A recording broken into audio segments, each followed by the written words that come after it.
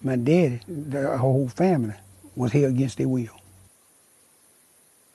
If you did leave, they either come get you or have somebody kill you, whatever. Jerry Dawson, he lived around the same place we lived on. He left, they went and got him, brought him back, carried him right down there from his house, killed him, hung him up in a tree, castorized him and hung him up right from his house where his children, everybody could see him. I'm pretty sure it's 55, 56 when this happened. Most of us think that the end of the Civil War in 1865 closed the chapter on slavery in the American South, but that's far from the truth. Over the next 100 years, generations of black Southerners were forced to labor against their will. This new form of slavery happened in the shadows of the first half of the 20th century, and even though civil rights movement began advancing racial equality in the South in the 1950s, these practices continued secretly, making it a difficult history to prove. Today, there's one woman who's dedicated her life to finding this lost history of black identity. She's been called the slavery detective of the South.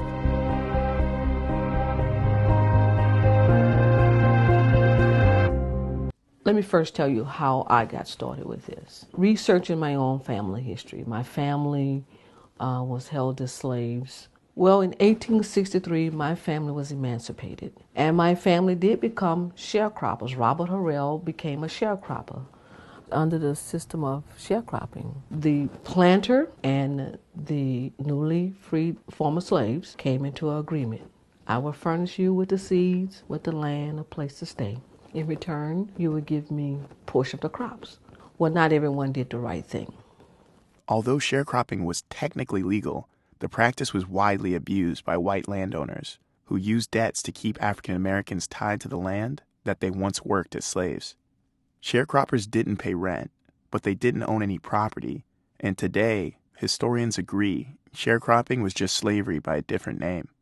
So many former enslaved Africans had nothing. They had no choice.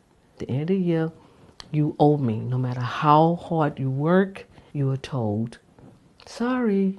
And those cases relate directly to your cases today. Right, after slavery. These are like 1921, 1930, 1940s to 50s, and some of them to the 60s.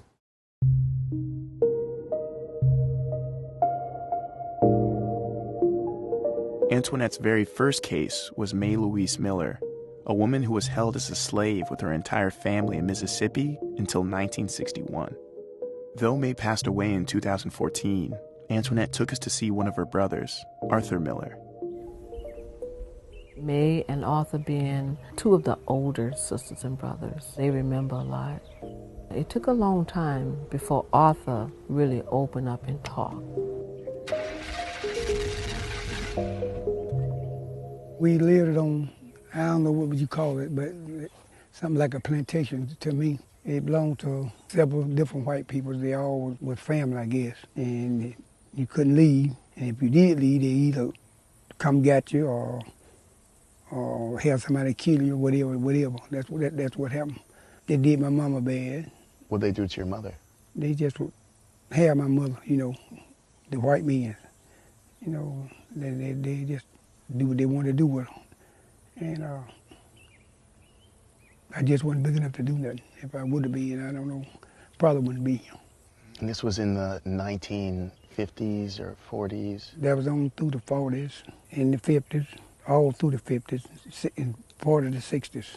So what would the repercussions be if you tried to leave or if you tried to refuse what they wanted? Back in them days, it was kind of like you had to do what the white man said or get killed. My daddy's uncle, he made him dig a grave and killed him. Killed him and buried him in his own grave. Jerry Dawson, they killed him. He lived around the same place we lived on. He left and said he wasn't coming back. They went and got him, brought him back, carried him right down there from his house, killed him. Hung him up in a tree. They hung him? They killed him first, castorized him, and hung him up right from his house where his children, everybody could see him. Were you aware that this is 1940s, 1950s, that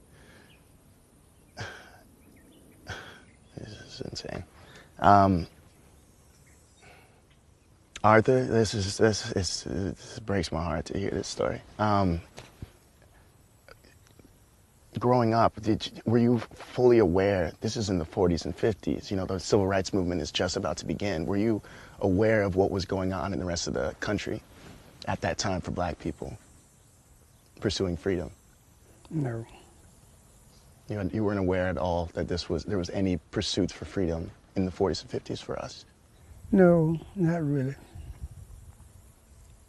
Not really, because I think maybe like in 65, 66, then they was doing that marching. You know, that's when I really found out. People are scared to talk about it. It's people right now, y'all go to talk to, it won't talk with y'all about this here. They're scared to do it. They got that fear in them,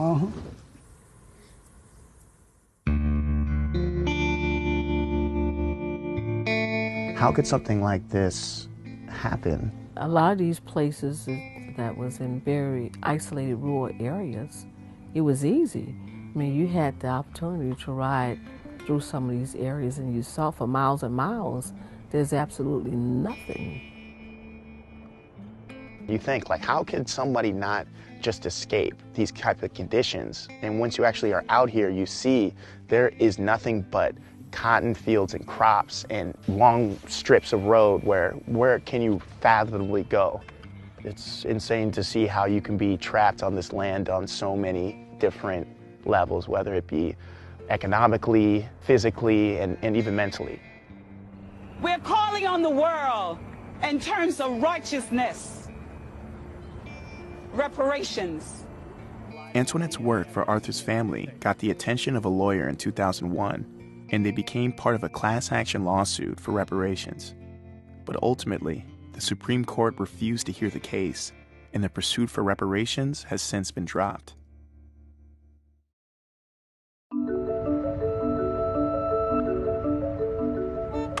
How you doing, ma'am? My name is Antoinette Harrell, and I'm a historian.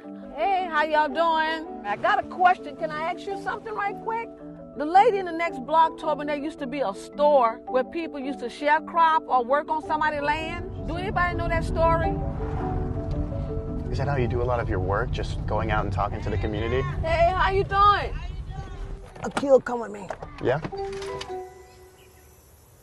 Did you ever pick cotton? Oh, yeah. It take me a whole day to get 200. One of Antoinette's new cases took us to the Ball Ground Plantation to meet a man named Donald Jeffrey. Donald comes from 5 generations of sharecroppers who worked this same land under the Simrel family. Donald still lives here, along with the last descendant of the Simrel family, a man named Karsten. Today, Donald works full-time on another farm, but still lives rent-free on this plantation and does odd jobs for Karsten. So their living situation is unconventional, to say the least. Why is Donald so nervous? Like, we're pretty inconspicuous right now, because but wants us in secrecy. I don't think he wants the boss man to see us here. Hey, Donald. Hey there, Donald. Nice How to meet you. Hey, good to see you. My mama's dad, when they come along in their time, they were sharecropping. What kind of work was done on this plantation? Everything, fooling with cows, horses, and farming. What kind of work did your mother do on the plantation? She mostly did maiden work, did cooking. She told me at 14 years old, she started chopping cotton, and she would leave out the cotton field at 20 minutes to 11 and cook a dinner to have it ready at 12. Why did you not leave the plantation? Because it was home to me. And I love it here. It was a beautiful place. And I, just didn't leave. You're responsible for your light bill, but you don't pay no water bill or no rent. So, that's all. It works out. So what is your relationship to this plantation? Born and raised here, and Carson, he's almost like a brother to me. We have a real close relationship, a bond. So there's a brotherhood between you and Carson? Mm-hmm. Like family? Yeah, we are. That's right. We're like family, sure is. We're like brothers. I can go right there now and spend the night in his house. All the people that worked on this plantation, he refused to put them off. He would let them stay here. Yeah, right. And that's how you end up staying. That's right, staying.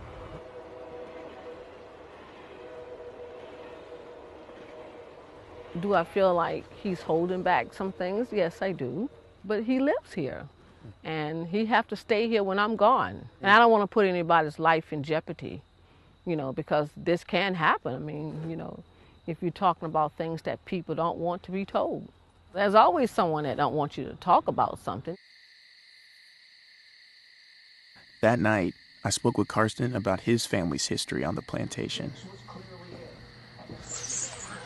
Hey there, Carson. Hey there, what y'all got going on? How's it going, man? Akil. Hey nice there. to meet you. What nice you to got meet going you. on? Oh, thanks for letting us, showing us around. Yeah, man.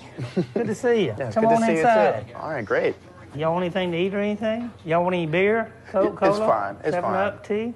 Oh, it's fine. It's fine. If we could just do a little tour, that'd be amazing, and just Okay. to talk a little bit about the history of right. Ball Ground Plantation. This is my wife, Natalie. Nice to meet you. And then I would say the Samurai family goes a long way out here, right? Yes. My family bought this place in 1899. So if I'm the 5th generation. What is your relationship with Donald? I don't even remember meeting him. Honest to God, we were childhood friends. No joke. I promise to God. Are you related to this man right here? Yes, that is my great-great-great-grandfather. And what time period is this? Ooh, that would probably be in the 30s. This man right here was related to Donald, correct? That's Eli. What kind of work was he doing at that time? Was he just like a general helper for your great-grandfather? Just anything. He'd just do anything. And if anybody fooled with him, they had a hell to pay. So is he still with us? Just like nobody fooled with them, so they know I will kill them. Can you talk a little bit about the history of the land as well? Back then, it was very little open land, okay? Because every home had their own little allotment, okay? Like, say that you were living on my farm, okay? Rent-free, okay? Seriously. Honest to God. I mean, who wouldn't do that? Shit. I mean, everybody else was charging their people. Right, so they just worked the crops and didn't have to pay rent on this land. Never, ever. That was just because Donald was explaining a little bit about his history and his And experience growing sometimes up Donald's here. full of shit. Oh, yeah? And you don't have to edit that either. So I see that there's some Confederate dollars here. Did your family have a lot of ties to the Confederate Army? Not really. Just had the currency? What misconceptions are there, do you feel, about the Confederate Army? Here it is right here. You can read it. The Southern Nation, the rise of the Old South. It says the South was right. It was written by two Kennedy brothers. This is about the South being right during the Civil War. I'm not trying to push the book, but it's proven. I mean, you can talk to anyone. In different places. I think that's nice. No, that's good. You know what? Y'all too. It's good what y'all doing. That's real good. It's good for somebody to know how people have been treated. After the Civil War, we were, as African Americans, promised 40 acres and a mule to begin to have our own lives as Americans, but we weren't able to get it. Weren't able to get it. You think that if we were given reparations, that we may be able to fix what has been wrong? It may not really fix it, but it would help. You know what I'm saying? It would. I do know what you're saying. Yeah. You know, it's just something that's kind of unfixable. You can kind of amend it back together a little bit, but it won't completely fix certain things. Killing my uncle, make him dig his grave, and just stuff like that. You just can't fix that there by giving me a mule.